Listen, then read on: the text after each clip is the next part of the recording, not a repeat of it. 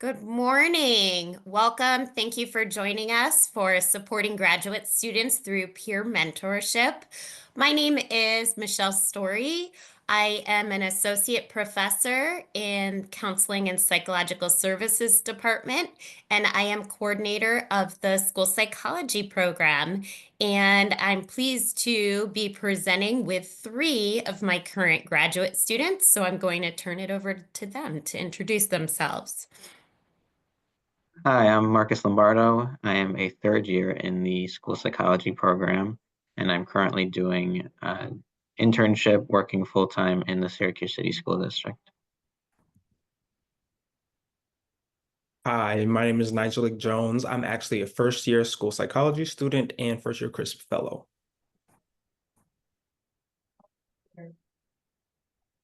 So today, I just want to run through quick what we're going to be talking about before we get into it. So we just want to introduce you first to our program, just so you know what the specifics are and how we got to this point. We're going to talk about the research behind peer mentorship and how we selected that as something that could address the challenges that we are facing. Then we're going to talk about our mentorship program that we created to address our challenges and how we ran that and some of the specifics in case other programs would like to use this format for reducing their attrition. This is just some details to help with that process. Then we did some research and had our mentors and mentees fill out a survey, and we have those results that we're going to share with you. Then we're just going to go over our evaluation of those results and what worked and what didn't work and what impacts our mentorship program had. And then we're going to talk about where do we go from here and future improvements. When we created this presentation and took all this research together, it was at the end of last year. So we do have some more data from the beginning of this year that I'll kind of talk about. And we kind of tried to incorporate the things that we wanted to do better this year. So we'll talk about that as well, how we tried to implement those things that we wanted to fix from last year and how that worked out.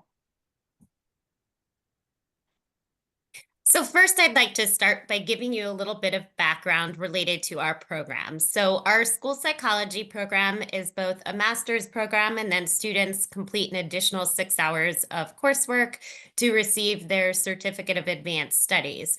So our program is essentially 2 full-time years of coursework, and then the third year is a paid internship that is set up with various school districts. It can be in central New York. Many of our students stay local, but sometimes they even work out of state.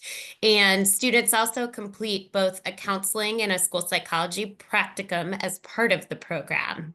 So that's our program in a nutshell. But what we had been seeing over the past several years was a trend in far fewer applications. So given that our program is technically 3 years, our program is longer than some other comparable programs that undergraduate psychology majors may be considering. For example, school counseling or social work or mental health counseling. So those programs can typically be completed in 2 years, and our program is longer.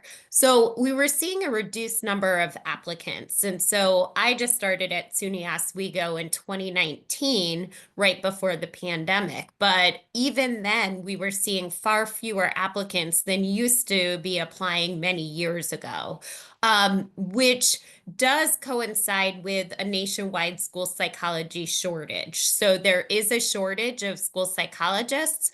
And we were also seeing, reduction in the number of applicants of folks who wanted to become school psychologists and go to graduate school for school psychology. The other piece that potentially could be unique to the Oswego area and our campus was the diversity in the applicants that we were getting. Now, NASP, the National Association of School Psychologists in 2020 did a study, and they asked current practicing school psychologists to identify their racial and their gender identities. And 86% of individuals who responded to that survey identified as female and white. So there is limited diversity in the field of school psychology, though I have heard positive changes in that from 2020. But we were also seeing a similar profile with regards to our applicants.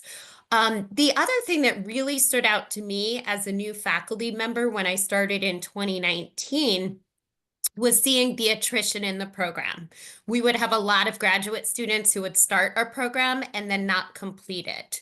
Either they didn't realize some of the academic challenges or some of the assessment courses that were a part of school psychology, or just the rigor of the program was strong. And so they ultimately left the program to pursue other graduate programs or to pursue employment. And then the final piece, and I starred this because I don't think that's unique to the school psychology graduate program, but we were seeing an elevated number of mental health concerns. And again, I think that could tie somewhat to the pandemic, given that my experience is just from 2019 on. But seeing more students who are citing anxiety and depression as potential reasons for why they were leaving the program or why they were struggling with the curriculum. So that being said, we were fortunate to apply and successfully receive a $3.5 million grant from the U.S. Department of Education. We received this grant in December of 2022. It's a 5-year grant, so it went into effect in January of 23. And so we're still in the midst of the grant. Our grant is Cultivating Representation in School Psychology. It's a mental health professionals grant with the intent of increasing both pipeline of workers to the Syracuse City School District, a high needs school district where they were finding difficulties with filling vacancies. In case you are not aware, Syracuse City has, and I've heard mixed, I think this has somewhat changed, but they are ranked either first or second for child poverty. And at the time when we applied for the grant, they were first in the country for child poverty rates. So what that means is that there's an incredible need for psychological support, and most folks receive that at school. Yet Syracuse City School District was seeing high numbers of school psychology vacancies. Again, there's a nationwide shortage, but this shows up even stronger in high needs school districts. So we were fortunate to receive this grant, and our goal of the grant was twofold. It was to increase number of potential school psychologists who would be working in Syracuse City School District, and then also to increase diversity and representation in the field. So as part of this grant, we are able to fully fund graduate students and also offer a stipend for an assistantship. And that assistantship is really to promote the field of school psychology in undergraduate programs and also to support to figure out ways to reduce attrition and support current graduate students. I do want to emphasize that even though we received this grant, many of the components that we put in place in our program can be done without $3.5 million. So the money is primarily used to fund the graduate education of our students, but the mentoring component really is done at no cost. Other than just the legwork and the efforts of, myself and the graduate students.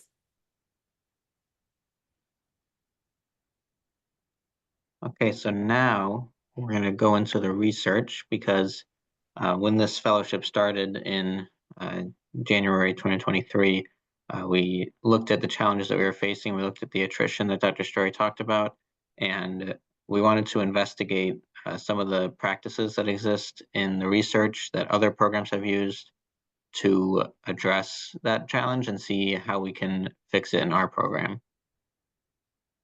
So some background, and Dr. Storie talked about a lot of this, but there's a shortage of school psychologists across the whole country, and definitely in the central New York area.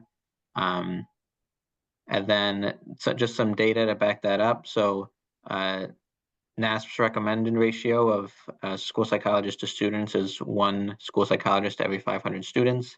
And right now, nationwide, the average ratio is 1 school psychologist to every 1,233 students.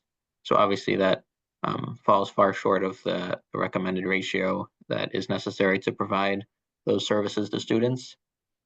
And then there's that data that Dr. Storie talked about from that NASP survey. 85.9% of school psychologists identify as white and 87.3% identify as female. And again, that was in 2020 from a survey that the National Association of School Psychologists put out. So certainly there is a disconnect there between the demographics of school psychologists and the demographics of the students that they serve.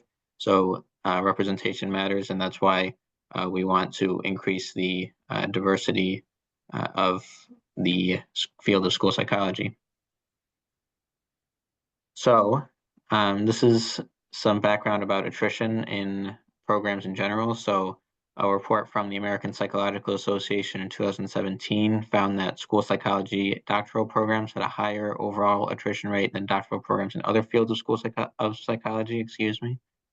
So while we are a master's program, this was a study that we found that showed that this problem might be especially challenging for school psychology programs. There wasn't any research yet that we could find for master's programs, but that's what we found for doctoral programs. So that's something that we wanted to look at on why that is. And then for students from racially or ethnically minoritized backgrounds in particular, high rates of attrition have been linked to poor program climate, a lack of multicultural and social justice topics in the curriculum, and underrepresentation of people of color within the students, faculty, and administrators involved with the program.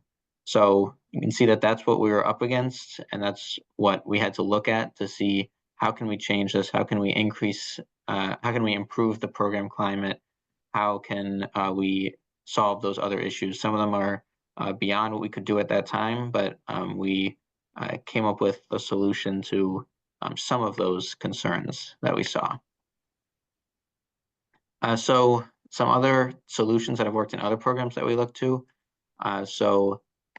This one study at the top said that mentorship and other support programs are often in place at many psychology programs who have been successful at maintaining high graduation rates, especially for students of color, which is an area that we're especially targeting. So this is mostly undergraduate psychology programs, but we were hoping that that could relate to graduate programs as well, and that would apply to our level. And then a study in 2020 found that peer mentoring programs can assist with skill development, motivation, and successful completion of graduate programs. The overall goal here was just to keep people in the program, especially past the first semester, which is really tough in our program, and to show them that they can do it. So if we can put something in place to assist with their skill development and show them that they can thrive later on in the program and that this will be worth it, then that's what we wanted to do.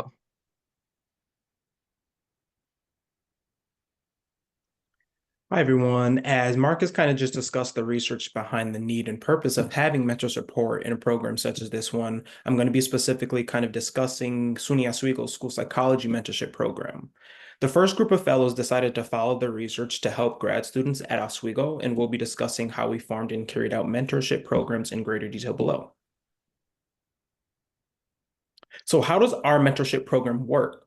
First-year students were paired with second years, and pairings were based on things such as location and proximity, whether or not if the individuals both lived in Oswego, whether or not if they lived in other locations, or if they even commuted possibly to Oswego.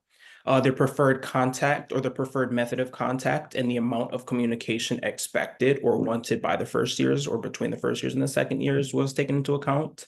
Mentors and mentees were also expected to have at least 6 meetings throughout the semester, as this also allowed the opportunity for students to get extra credit in our assessment course. I would also like to mention, especially as a first year, every point counts. So this was definitely something nice that I like to take advantage of.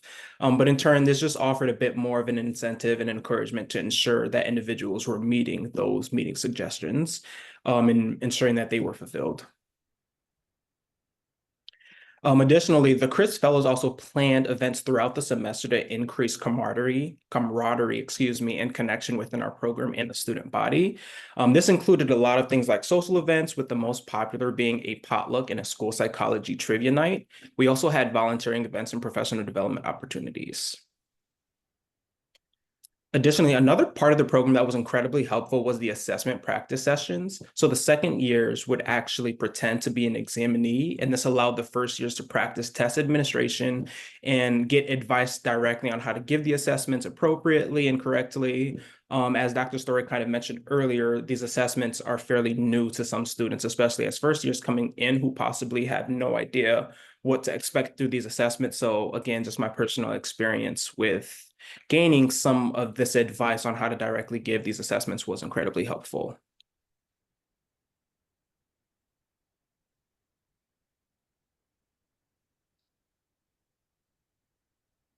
So here are just some of our events coming across the few semesters and years. As I previously mentioned, the most popular being the potluck and the school psychology trivia night. Next slide. Perfect. So most importantly, the role of mentors in our mentor program predominantly include the one-to-one attention and support that allows us first years to use mentors for advice. For example, how to manage schoolwork along with other responsibilities, managing stress and adjustment to grad school and even Oswego, but also receiving advice on how to be successful in certain courses, because certain courses are sometimes more challenging depending on who you are. So being able to have that advice and that direct support can definitely help you more.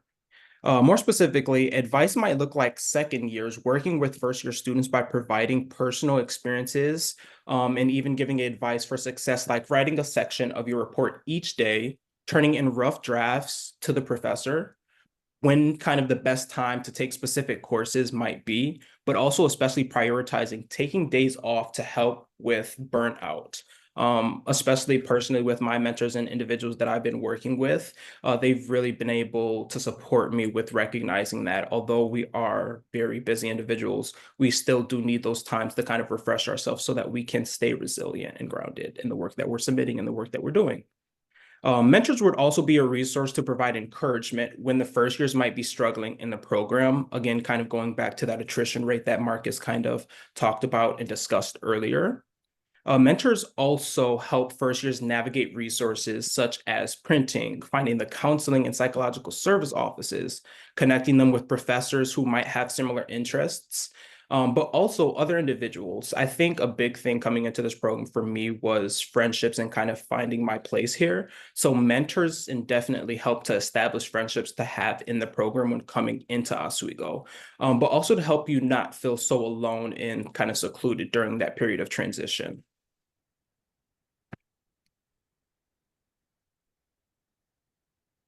So here's a specific anecdote. We have a couple of these coming up from some of our cohorts. This one is actually from one of our second years, Mairead. And Mairead says, being a part of the mentoring program this year has been an incredibly rewarding experience. I cannot express enough how important Sophia was in my first year of the school psychology graduate program. From the first week when I was experiencing imposter syndrome, asking why I got into the program, to the last week of the semester when she talked to me about report writing. Sophia's knowledge and experience gave me insight into navigating the difficulty of my coursework and practicum site. Her willingness to share her experiences made me feel I was on the right track.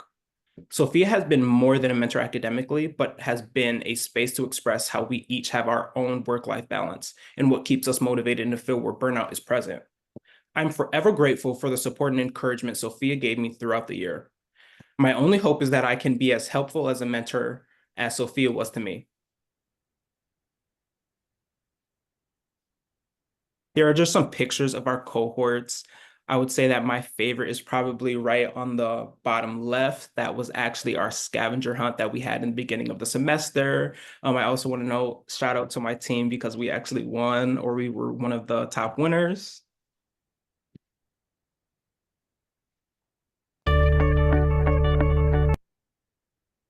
You're good. Here we just have a video or some more personal anecdotes and accounts into the success of our mentorship program.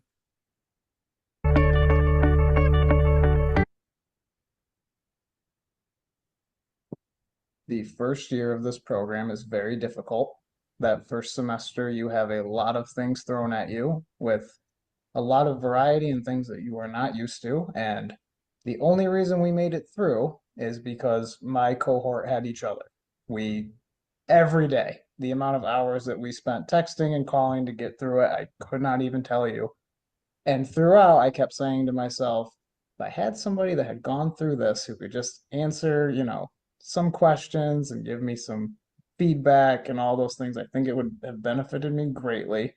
My approach was to kind of, what advice would it have been beneficial for me to have when I was there? I felt that my key responsibility was to just make sure that I was available. I always told her, you can always text me, you can call when you have any type of question, any type of crisis, because every single person in the Zoom knows what that's like to have crisis over trying to finish a report or trying to finish an assignment. The amount of times that I'd be working on a report way later in the night than I should have. And man, it would have been cool to have somebody that I could have reached out to and been like, hey, what would you do with this? And things like that. Um, and then I think it was really being patient and really, if you're going to be a mentor, having that empathy. And there's nobody that can empathize more with you than somebody who has really gone through it. Feeling prepared going into like each semester and each class, and Michael would tell me about like the instructors, and hey, this is obviously things changed a little bit, but he would just basically be like, this is what you're walking into. And just feeling like I knew what was coming. I really did not feel overly surprised, at least thus far. Who knows what's to come, but I really have not been like shocked by anything because Michael literally, like, he is not a gatekeeper at all. Like, he would just tell me like it is. Um, and so the feeling of like preparation was huge for me. Like personally, that is like huge. I'm sure most people would say that. Like when you feel prepared, you're able to be more successful. And I definitely had that with Michael. And I just needed to ask him the stupid questions, the questions that I should know, and maybe like I felt silly asking them, but I never worried about that with Michael. Like he would be like, "Oh yeah, like I wondered the same thing," or "Yeah, that's a great question," or even if he thought it was stupid, like he definitely never told me that. It was so nice to have just the simple fact that Michael got it, like that I was going to be driving 2 hours one way. Um, Having somebody that actually understood that was like huge for me. And like just things that like I didn't even really think about going into it, but like the days that I have to drive to campus, like I'm not able to work on those days, So like just stuff like that, like um trying to figure out a job that is really flexible, and then other things you don't think of like gas money and packing food every time, sometimes for lunch and dinner, like just silly stuff like that. Like Michael understood all that, and it was just really validating to have somebody who also went through it. So it was just really nice that there was actually a student I could talk to about that, and not just, I think it'll, like somebody telling me like, yeah, I think it'll work if you want to do it. It's nice that somebody actually did it. So I don't know, like I feel like it's just been really incredible to be able to like pick Michael's brain and just kind of what are things that you are seeing, like last year obviously he had internship, and so it was really cool to be able to ask like what is actually kind of happening in schools and compare it to what we were learning in class, and like how is this like actually used in the actual schools, and just to hear his like experiences. And he would you know, kind of share scenarios like you'll never guess what happened at internship today or and that was always just, I mean, it was exciting but also like crazy. Like this is, you know, what we'll all be facing someday. So it's just, I don't know, it's been fun to hear what is to come, I guess. Also kind of scary, but really fun to hear the things that he's learning and facing in the actual schools. What advice would you give to future peer mentors, and what do you think is the most important quality or skill for a mentor to have? My piece, you need to be approachable, you need to be empathetic, and you need to be patient. It's overwhelming to start this. It just is. Even the strongest students that have been in the program, when you first get started, it is a lot. So you really need to be patient for that. And then just don't sugarcoat what's happening. So I always told her this is what you're in for. This was going to be like, but I always made sure to tell her you can do it as long as you want to do it, you'll be able to do it. So kind of a cheesy answer, but yeah.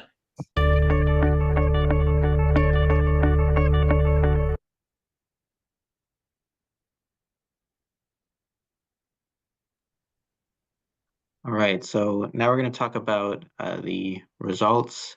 So just to give a shout out to the two people in that video. It was Michael Donato, who graduated from our program last year. So he's in the field now, and Mackenzie Netto, who is now in the second year of our program. They're both great. So now we're going to talk about the results. And so we sent out a couple of surveys, one at the end of the fall semester of last year and one at the end of the spring semester. And also one at the end of the fall semester this year. We'll try to do it at the end of every semester. But this incorporates the data from the first year, and I'll kind of talk to the data from this year that we just collected. And we just wanted to see what worked out, what didn't work, and how we can improve going forward. So these are who responded to our survey. So I have how many mentors there were total, so 12 mentors total, and 15 mentees total. So those are how many people responded in the fall and how many people responded in the spring, just to give that background. So it wasn't everyone, but it was pretty close. So we got a lot of input. So one of the main things that we wanted to target when we did this mentorship program was feelings of connection, belongingness, and support, because I thought about this a lot even before we started this mentorship program, because in my year, there were 4 people who dropped out before the end of the first year. And just thinking about what led to that and what could be leading to that high amount of attrition, and what we could do to fix that for the people later on, because we never want someone who could be a great school psychologist to end up dropping out of the program because they don't feel connected or they don't feel supported. So that was an important part of the survey. So overall, we had high levels from all 3, from mentors and mentees, because we asked both of them because we wanted to get that input from second and first years. And just for some background, there was also some third-year mentors last year. There's less third-year mentors this year because, and we'll talk about that, but it's kind of challenging to be full-time in internship and also be a mentor. But for the second, third, and first years, there were high levels of feelings of connection, belongingness, and support. There was a drop in this area from mentees in the spring semester. So from the fall, they were really high, and then in the spring, it kind of dropped off a little bit, but there were still decent ratings there. And they rated all these things on a Likert scale. So from how connected do you feel to others in the program, from 1 is not connected at all, 5 is extremely connected. So anywhere on that scale. So that's how we evaluated that. The item that had the lowest ratings was I feel supported by my professors. So 2 people disagreed with that. 2 people were neutral. So I really looked to the people who agreed and strongly agreed as our successful people. So I'm including the neutrals with that because we want to strive for everyone to agree or strongly agree. So that's something that we'll talk about later on. And it's one of the things that I talked about earlier about how one of the factors of attrition, one of the things that contribute to that is a lack of representation in the faculty. So that's something that could contribute to that. And we'll talk later in the things that worked and what didn't work to address that. So as far as mentorship relationships go, we wanted to see how that went. Were they helpful? In what areas did they support you? And how many times did you meet? Because we left it a little looser in the beginning. We had a guideline that they should meet at least 6 times throughout the semester, but it wasn't really enforced too hard.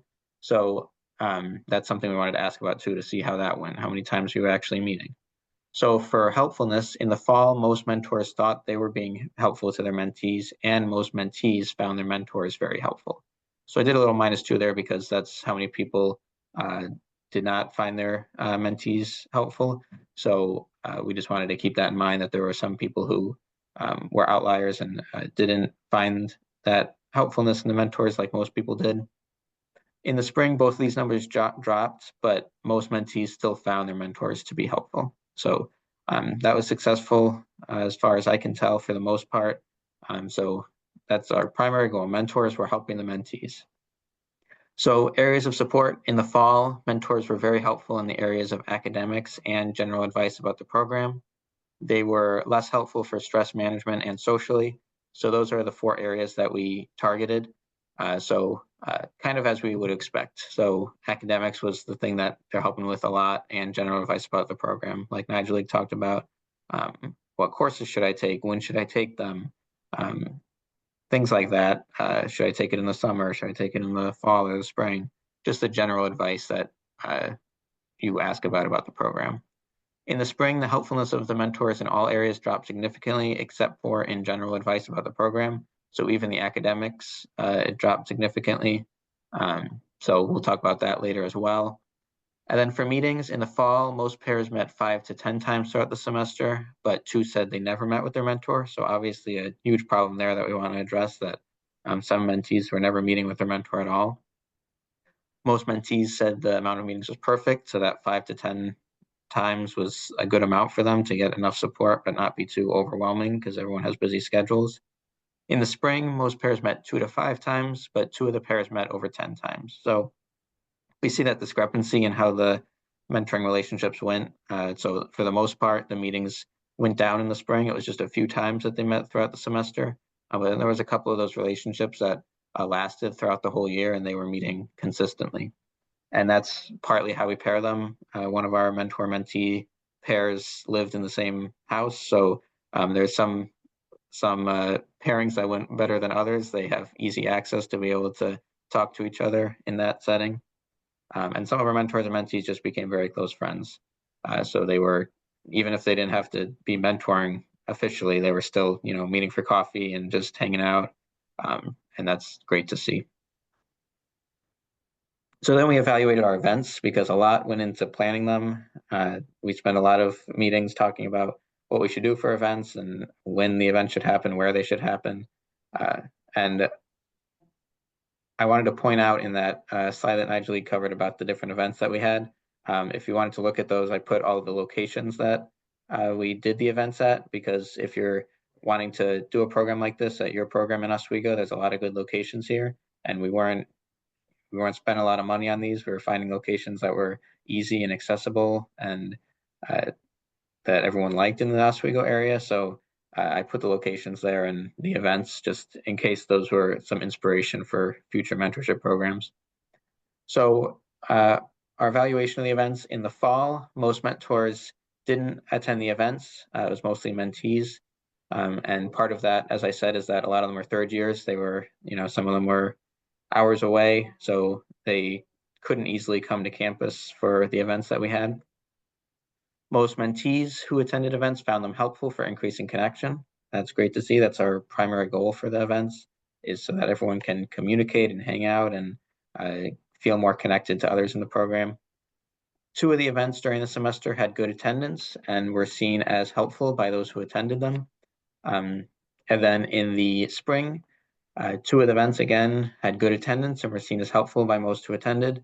and then 2 of them had low attendance and had mixed reviews with regard to helpfulness and feelings of connection. So it was interesting. In both semesters, we had 4 events. 2 of them were very successful. 2 of them maybe not so much based on these metrics. But I believe I attended all of them. They're all pretty good events, but some of them were more helpful than others, I'd say. Especially if more people can come to the events, then that increases feelings of connection, so they can be tied together. So some of the barriers, we asked them why, if you didn't attend events, why didn't you attend them, so that we can improve it going forward.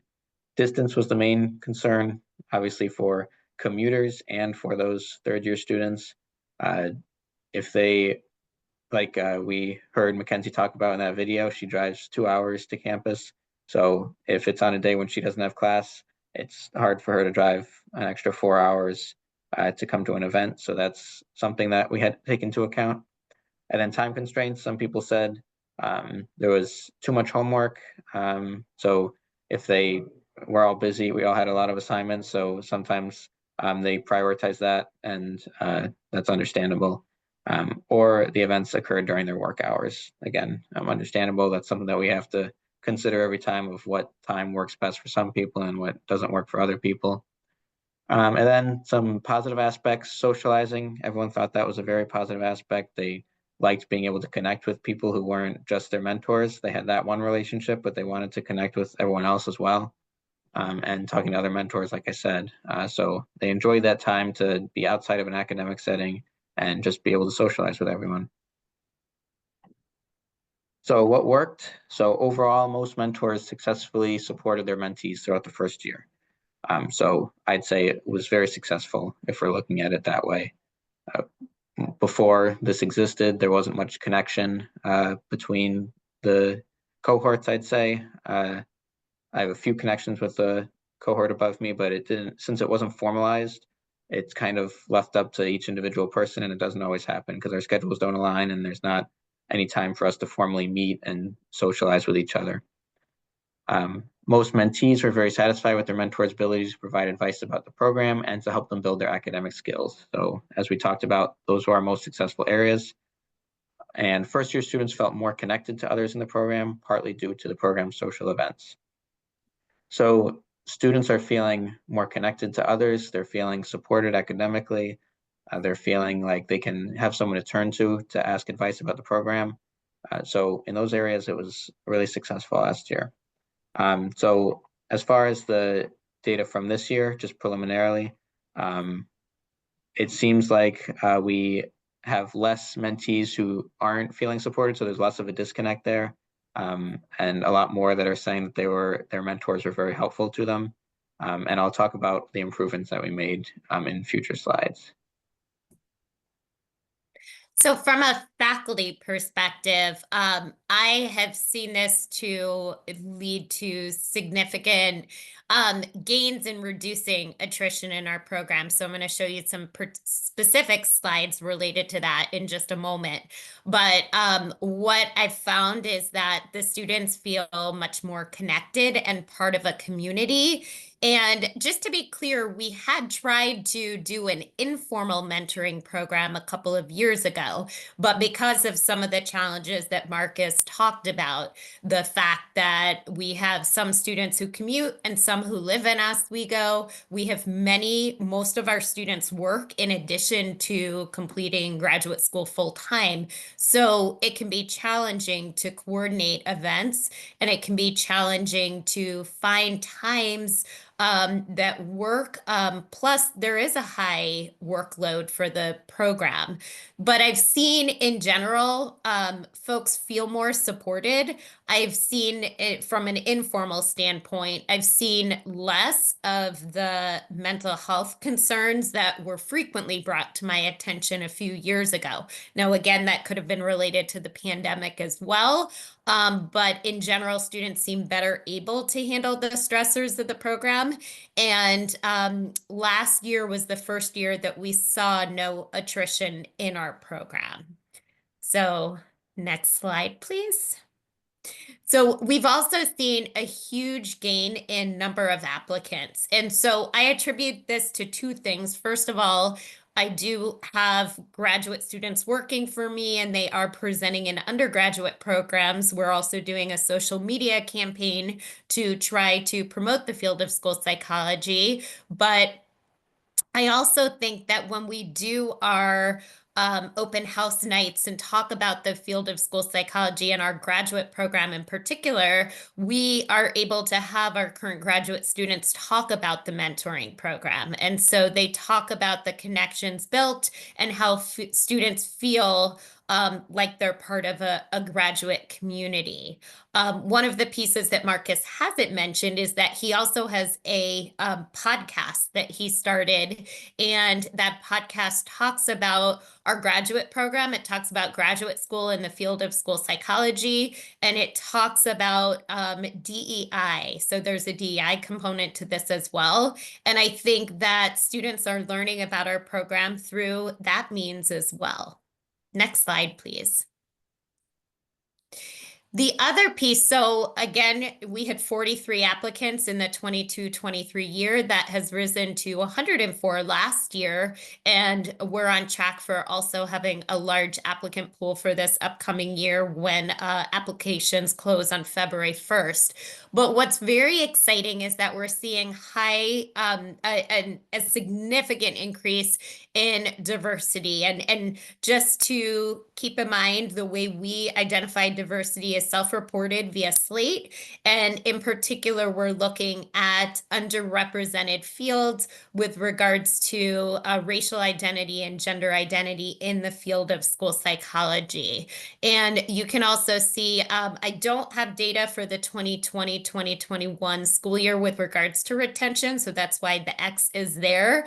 But you can see that we did have, significant attrition in our program. And that for the past this year and last year, we have not had any attrition in our program. And again, there's a number of factors that could be contributing, but I think the mentoring program plays a large role in that.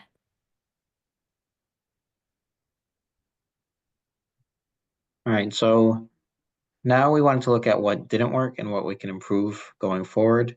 So the mentoring relationships were inconsistent, as we saw in the results, due to some mentors taking their responsibilities more seriously than others, and we're not judging any mentors. A lot of people are busy and maybe it just didn't work out for them.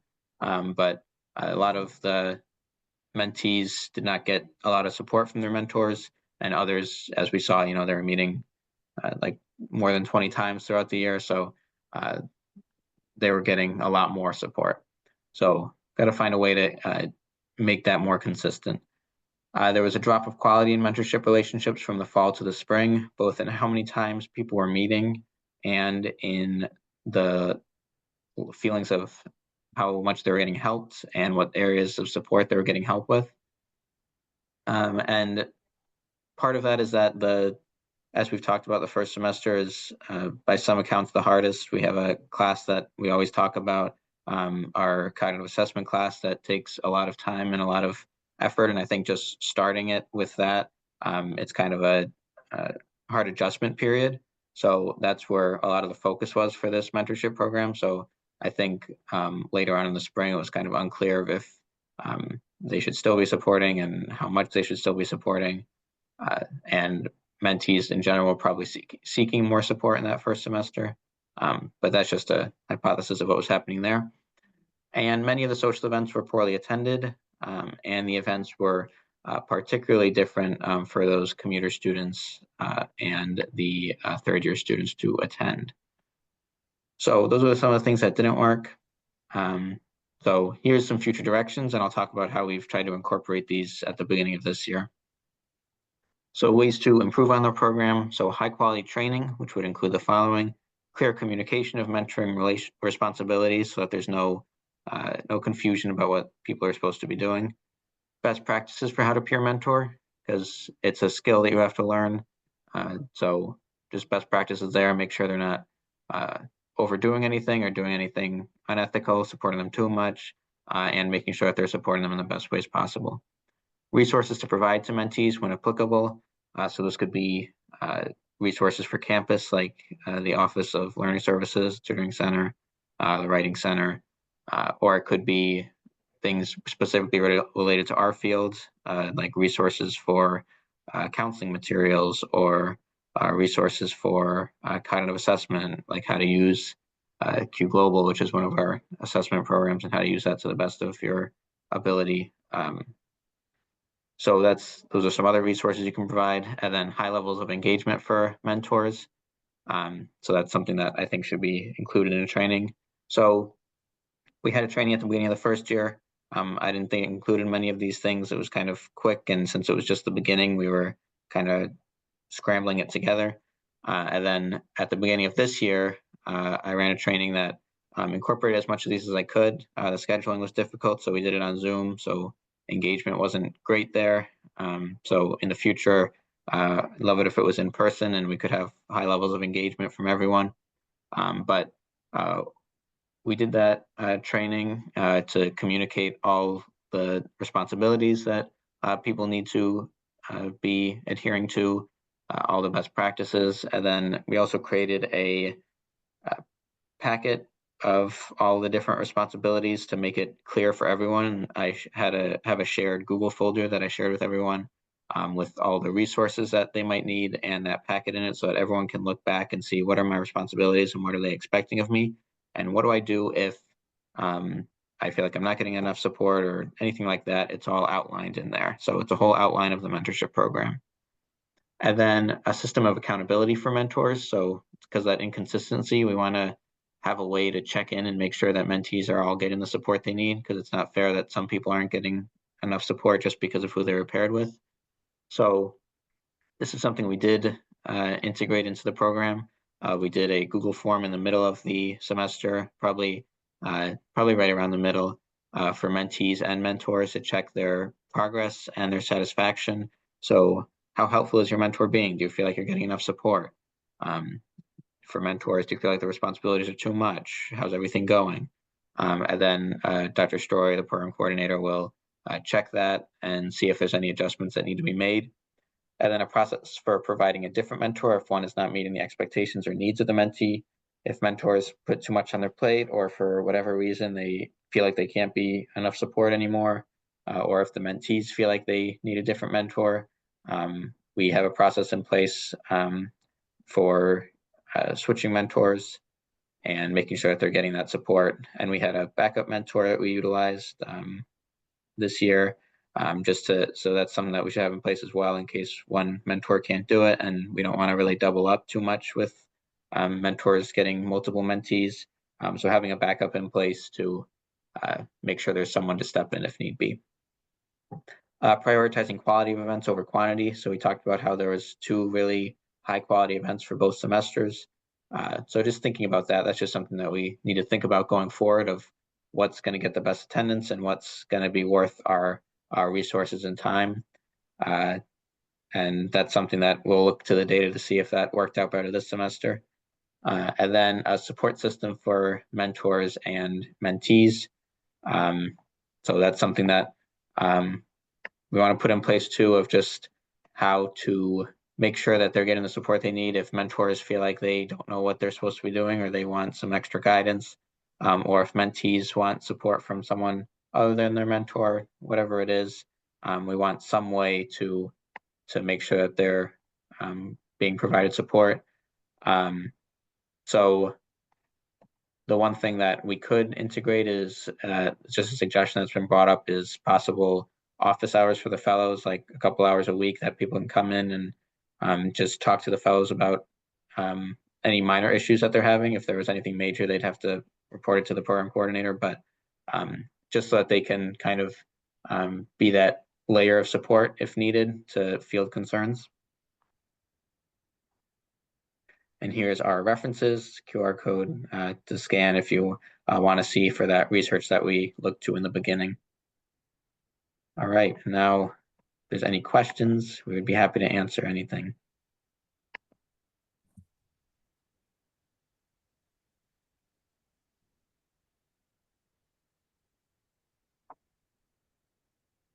I have a quick question. So how did all of you get involved in the program? So was there, did you see any of the outreach or anything like that as students? What made you want to come to SUNY Oswego? So maybe I'll answer that first to give a perspective of before the fellowship and before the mentorship program, and then both of you can chime in if you want. So for me, I didn't see any outreach really. I became interested in the field of school psychology just based on conversations with people in my undergrad. And I shadowed a school psychologist for a semester to see what that was like. Then I just looked up programs and found some programs, and I almost didn't apply to Oswego. It was very last minute because I shadowed a school psychologist that I knew of, and he told me that he interviewed at Oswego and he thought it was a really good program. He didn't end up going there, but he enjoyed the professors that he interviewed with at that time. So, and he convinced me that I should apply for it. So it was very last minute, and I almost didn't apply here, but that was my journey. I don't think I didn't really see any outreach at all. So yeah, I'm curious how that differs from Nocyia and Nygeleke's perspectives.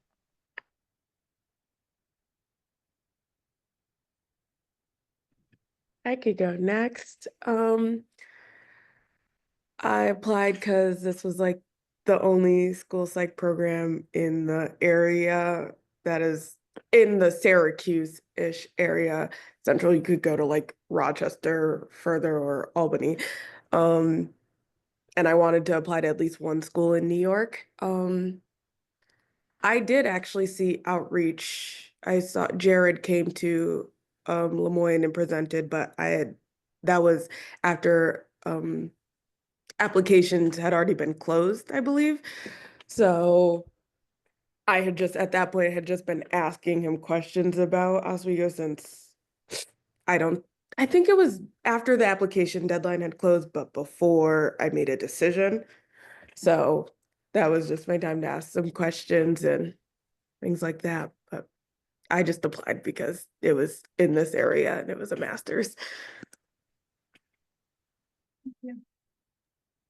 I'll go. So actually, since I graduated from undergrad, I've been kind of working in the education field. I just ended up falling in love with working in education and working with students.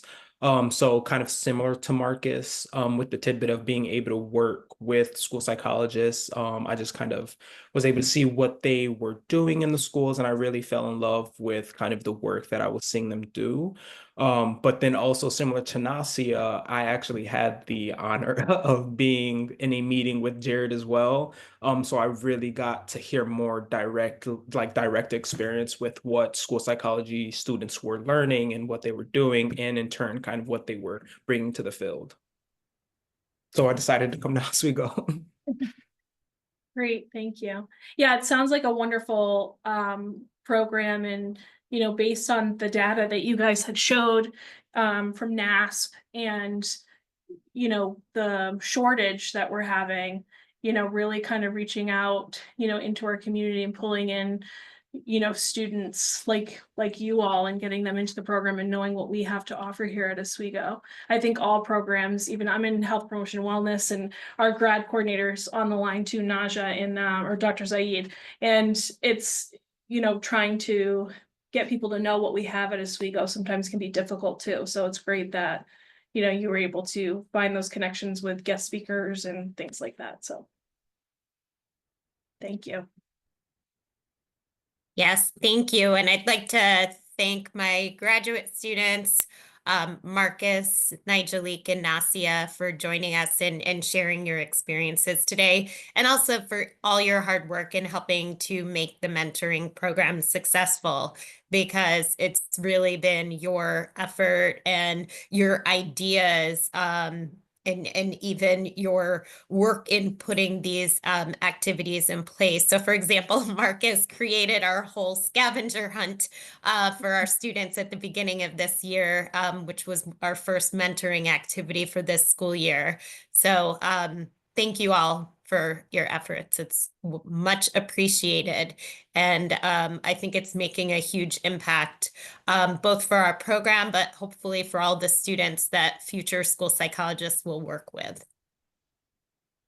Yes, thank you so much as well, and to you students for coming. It's great to always hear from the student perspective and what kind of we're doing on campus. So thank you so much for joining us today.